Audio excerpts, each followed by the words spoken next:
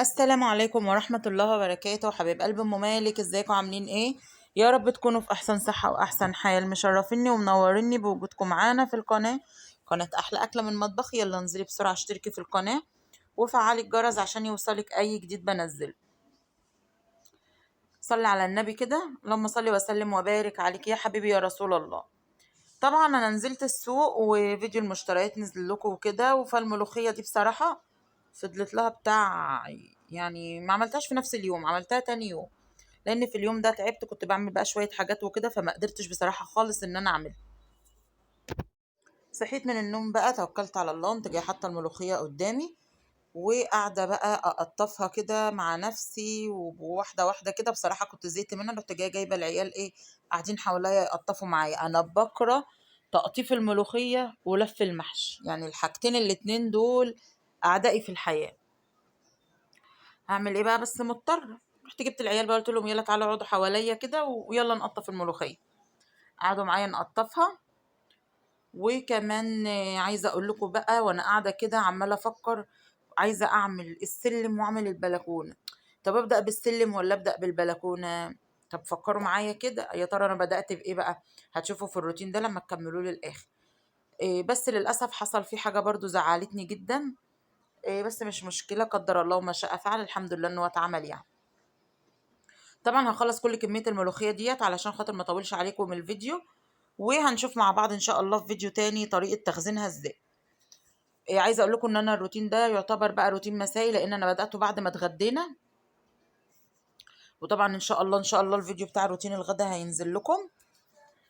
إيه اللهم صل على سيدنا محمد. هخلص بقى الملوخيه دهيت وهرجع لكم تاني. خلي بالكم من دهيت دي.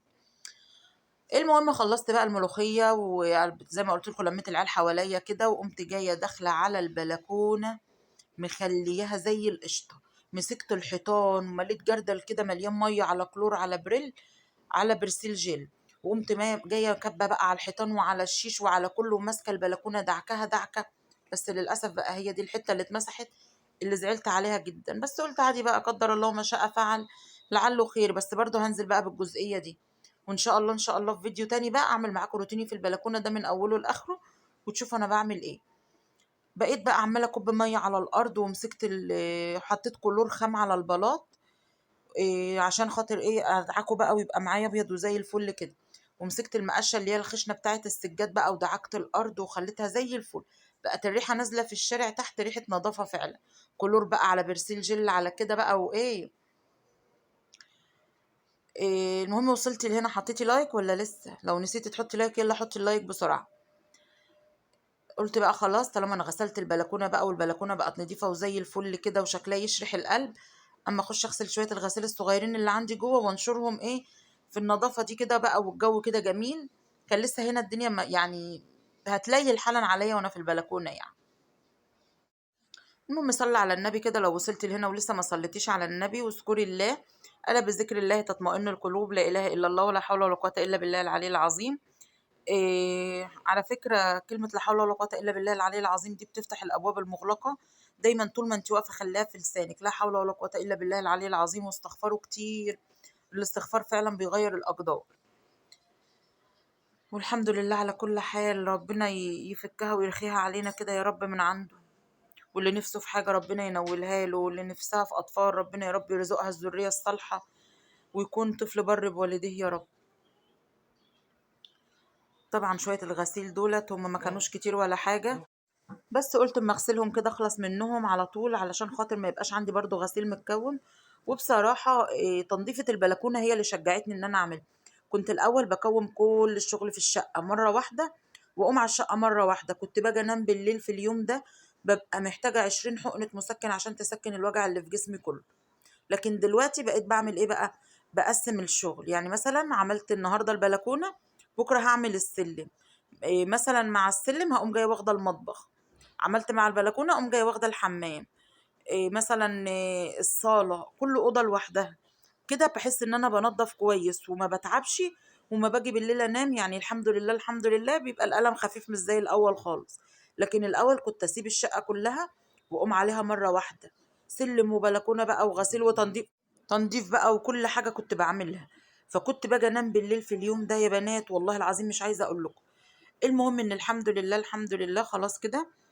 خلصت شويه الغسيل، وكمان بدأت أسقي الزرع بتاعي بقى. بصوا زرعة النعناع بتاعتي كانت ماتت، وزرعة الياسمين أيام ما كنت تعبانة طبعا كان كله ملهي معايا وما كانش حد مركز خالص مع الزرع. فالزرعتين دول ماتوا الحمد لله. أول ما قمت بسلامة بدأت أرعاهم. الياسمين الحمد لله طلعت أهي. أنا كنت بحسبها ماتت بقى وكنت هشيلها وخلاص وازرع حاجة مكانها، بس الحمد لله لقيتها زرعت. والنعناع برضو بدأ يطلع اهوت، ومش عارفة كنا حاطين بذور ايه مع النعناع ده، زرعت مش فاكرة بصراحة. اهو طبعا السجادة وست الحسن والزرع ده بقى الحمد لله. تعالوا بقى اوريكم البلكونة بعد ما خلصتها تنظيف كده كلها. بصوا البلاط ده كان وحش جدا. طبعا انتوا عارفين ان الشقة ايجار مفيش في ايدي حاجة اعملها فيها. ادعوا لي كده تيجي من عند ربنا يا رب كده، يا رب يرزقني بشقة تمليك وانا هعمل فيها كل اللي انا نفسي اعمله، والحاجة كده تبقى جميلة، بس ربنا يكرمني من عنده من وسع يا رب. البلاط ده انا عايزة اقول لكم ان هو كان اسود، مش غامق، لا كان اسود وكان وحش قوي. فضلت بقى مره في مره كلور والحاجات دي لحد ما وصلت للون اللي انتوا شايفينه في الارض ده. وبلاط الشقه برضو جوه اظن ان انتوا يعني بتشوفوه معايا في الفيديوهات، برضو كان وحش جدا وكان اسود قوي. فانا واحده واحده بقول مش مشكله، يعني هي فتره وهتعدي، وربنا يكرم من عنده بالوسع يا رب وبالملك كده. اللي الواحد ساعتها وقت ما هيصرف فيها هيبقى بيصرف في حاجته. لكن انا هصرف هنا وهاجي مثلا هطلع بعد سنة بعد سنتين بعد 3 كده كده هطلع، لان هي مش بتاعتي، فما بقاش صرفت فيها الفلوس على الفاضي. والحمد لله على كل حال. ربنا يا رب يرزقني ويرزقكم من وسع ويحقق لكل واحد مناه يا رب. عايزه اقول لكم بقى خلصت البلكونه كنت وانا بغسل طبعا لان الغساله في المطبخ. قلت ايه مسلق البتنجان عشان خاطر يعني اعمله كده يبقى موجود عندي وكمان خسارة يعني الحاجة مش ببلاش. وان شاء الله فيديو البتنجان ده بالتفصيل بالدقة بتاعته بكله بإذن الله هينزل لكم. مش عارفة قبل الفيديو ده او بعد الفيديو ده، لان انا يعني ببقى مصوراهم وبسجل وبظروفها يعني ان شاء الله اللي هينزل. بس ان شاء الله دعمكم ليا كده ودعواتكم ان شاء الله ربنا ينول لكل واحد مناه يا رب. وكمان لايك بقى، لايك حلو كده من ايدك، واشتراك في القناة، وفعلي الجرس عشان يوصلك الجديد كله بإذن الله. وفضلا وليس امرا يا ريت كده اللي يعني يحط لنا لايك، يشارك الفيديو مع اصحابه مع اخواته مع عيلته، تعملوا مشاركة للفيديو.